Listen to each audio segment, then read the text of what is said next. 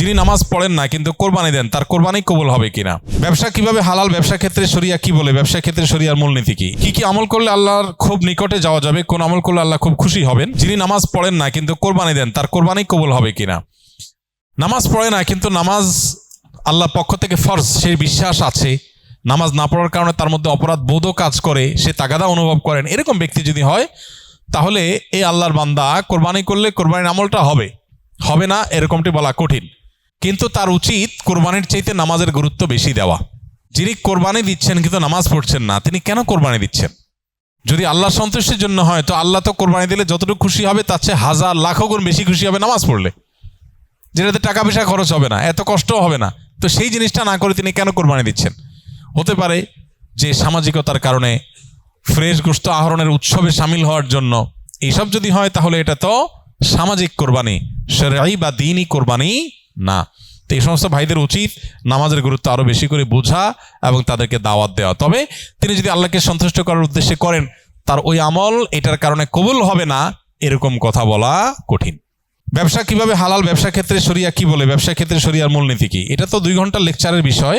আমরা শুধুমাত্র কয়েক সেকেন্ডে যে জিনিসটা বলতে চাই সেটা হলো, ব্যবসাকে আল্লাহ তাআলা হালাল করেছেন। আল্লাহ বলেছেন আহাল্লাল্লাহুল বাইআ ওয়া হাররামার রিবা। আল্লাহ ব্যবসাকে হালাল করেছেন, বিধায় আমরা ব্যবসার মানসিকতা লালন করব। বিশেষ করে আপনারা যারা এখানে স্কিলে ট্রেনিংয়ের জন্য এসছেন, আমাদের চেষ্টা থাকতে হবে এন্টারপ্রেনার হওয়ার, উদ্যোক্তা হওয়ার, ব্যবসায়িক উদ্যোক্তা হওয়ার। স্বপ্ন দেখেন, চেষ্টা করেন, সাধনা করেন, আল্লাহর কাছে দোয়া করেন, দেখবেন আল্লাহ তাআলা বারাকা দিয়ে দিয়েছে।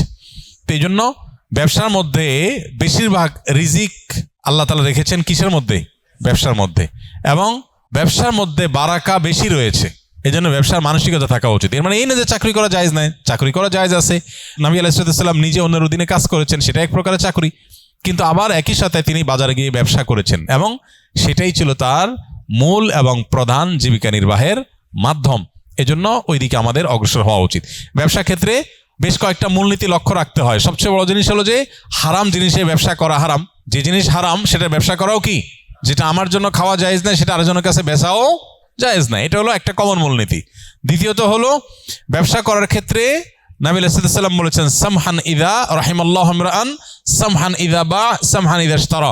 আল্লাহ ওই ব্যক্তির প্রতি রহম করেন যে ব্যক্তি বেচুক কিংবা কিনুক সবসময় সে দয়া পরবশ থাকে, অন্যের অধিকারের ব্যাপারে সচেতন, সব মিলিয়ে তার ভিতরে স্যাক্রিফাইসের মানসিকতা, তার ভিতরে ছাড় দেওয়ার মানসিকতা, আন্তরিকতাপূর্ণ মানসিকতা থাকে। শুধু ঠকানো না, একজন প্রতিষ্ঠিত ব্যবসায়ী, বাংলাদেশের প্রথম সারির টপ 10 or 15 সফল ব্যবসায়ীদের মধ্যে একজন হবেন। ওই লোকটা নাম আর বললাম না। ওনার বিষয়ে এক ভদ্রলোক আমাকে বলতেছিলেন যে আমার ওনার সাথে একটা মিটিং ছিল, তো প্রসঙ্গত উনি বললেন যে ভাই, ব্যবসার বহু সংজ্ঞা তো বই পুস্তকে পড়েছেন, আমি ব্যবসায়ীর ছেলে এবং প্রতিষ্ঠিত ব্যবসায়ী হিসাবে আপনাকে আজকে নতুন একটা সংজ্ঞা বলে যাই। সেটা কি? বললেন যে ব্যবসা হলো সেটা যেটাতে আপনার ক্লায়েন্টও লাভবান হবে, আপনিও লাভবান হবেন। এই চিন্তা যদি করেন তাহলে তার নাম ব্যবসা। আর যদি মনে হয় যে আমি কিভাবে লাভবান হবে সেই চিন্তা করি, ক্লায়েন্ট মরে মরুক, ধ্বংস হয় হোক, তাতে আমার দেখার দরকার নেই, তো এটা ব্যবসা না, এটার নাম ডাকাতি। কথা বুঝে আসছে? দিন ঠিক এই কথাটা বলে, সামহান ইযা বা সামহান ইযা ইশতারা। আপনি ক্রেতা হন আর বিক্রেতা হন, উভয় অবস্থাতে আপনার ক্লায়েন্ট যার সাথে লেনদেন করছেন তার দিকটা আপনার খেয়াল করতে হবে। আমার মনে আছে থাইল্যান্ডের ব্যাংককে একটা দোকানে একটা প্রোডাক্ট কিনতে গেছি আমি। তো যে জিনিসটা কিনতে গেছি, আমার এক নিকটাত্মী উনি অর্ডার করেছেন যে এই জিনিসটা আনার জন্য। তো ওখানে যেহেতু ওইটা আমি পাইছি, আমি দোকানদারকে বললাম যে এটা একটা নিচ্ছি, নেওয়ার পর বললাম সন্দেহ হচ্ছে আরেকটা আছে একটু বেশ কম, আমার মনে হচ্ছে যে যদি ওইটা হয়, বেচারা চাইছে দুইটাই নিয়ে যায়, এই জন্য বললাম ওইটা দাও। পরে আমাকে দোকানদার বলল তুমি যেটা নিচ্ছ আর এটা নিচ্ছ সেম জিনিস, এখানে যে পার্থক্য দেখছো এটার কারণে ম্যাটেরিয়ালে কোনো পার্থক্য হয় নাই। তিনি আমাকে বুঝালেন জিনিসটা সেম, তুমি যদি নাও তাহলে ডাবল লাগলে তুমি নিতে পারো, আর না হলে তুমি হয়তো এটা নেওয়ার কোনো যুক্তি নেই। তুমি যেটা নিয়ে সেটার ভিতরে চুল পরিমাণ ম্যাটেরিয়ালে কোনো বেশ কম নাই। শেষ পর্যন্ত আমি এটা কিনতেই পারলাম না। সে আমাকে এমনভাবে বুঝাইলো, দোকান থেকে বেরিয়ে করে দিল যে তুমি নিলে দুইটা নাও, লাগলে সেটা ভিন্ন কথা, কিন্তু যেটা নিছো আরেকটা নিতে আসছো একটু লেখার বেশ কমের কারণে, এই লেখার কারণে ম্যাটেরিয়ালে কোনো পার্থক্য হয় নাই, জিনিস সেম, অযথা তুমি কেন টাকা নষ্ট করবা? আমাকে সে কিনতেই দেয় নাই, আমি বাইরে চলে আসছি। একজন অমুসলমান, একজন ভিন্ন ধর্মাবলম্বী, সে তার দোকান থেকে, আমি একজন ভিনদেশী, সে আমাকে প্রোডাক্টটা বিক্রি করলো না। দিন যে জিনিসটাকে বলে দুর্ভাগ্যজনক বাস্তবতা আমাদের মুসলমানদের থেকে আজকে চলে গেছে, সেটা আমরা মুখে মুখে বলি, আমলে নেই। তো আপনারা ইনশাআল্লাহ কর্মক্ষেত্রে বিভিন্ন ক্ষেত্রে উদ্যোক্তা হয়ে উঠবেন। না খেয়ে থাকলেন, টাকা কম কামাই করলেন, উপার্জন কম হলো, কিন্তু কখনো কোনো মানুষের ক্ষতি যেন আমার দ্বারায় না হয়। আল্লাহ আমাদেরকে সেটা করার তৌফিক দান করুন।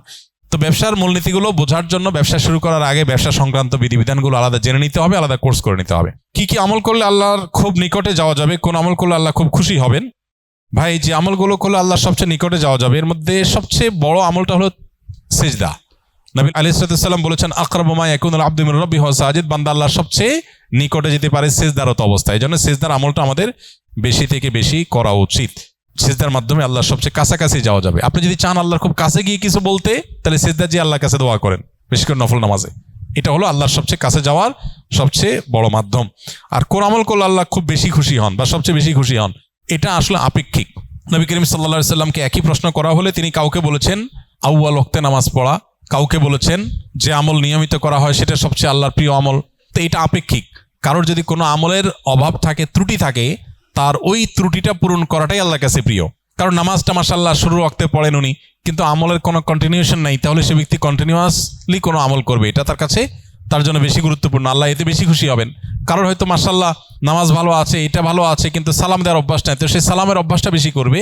আর এর বাইরে আল্লাহর পছন্দনীয় কাজের তালিকা, এটা নিয়ে আমাদের একটা ভিডিও আছে ইউটিউবে, সেটা দেখতে পারেন। সেখানে আমরা কোরআনে এবং হাদিসে ইন্নাল্লাহা ইউহিব্বু বলে যে সমস্ত, এই শিরোনামে যে সমস্ত আমলের কথা বলা আছে, আল্লাহ তাআলা অমুককে পছন্দ করেন, অমুক কাজ পছন্দ করেন, এই তালিকাটাকে নিয়ে আমরা একটা বক্তব্য দিয়েছি, সেটা ইউটিউবে আছে। সেটা ফলো করলে, অনুসরণ করলে আল্লাহর ভালোবাসা আর আল্লাহর পছন্দের আমলগুলোর তালিকা আপনি জানতে পারবেন।